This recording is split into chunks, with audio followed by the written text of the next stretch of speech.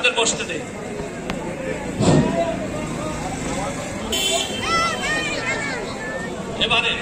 এবারে সংক্ষিপ্ত বক্তব্য আমার গায়ে লাগবে, আপনাকে ঠেয়াল লাগবে না। সামনে দাঁড়ান, পিছনে সামনে দাঁড়ান সবাই। মঞ্চে আসন গ্রহণ করেন সকল অঙ্গ সংগঠনের প্রেসিডেন্ট সেক্রেটারি। মঞ্চে আসন গ্রহণ করেন পৌর এবং থানা সকল অঙ্গ সংগঠনের প্রেসিডেন্ট সেক্রেটারি। এই ছাত্রদল কই, এই যুবদল কই, স্বেচ্ছাসেবক দল কই?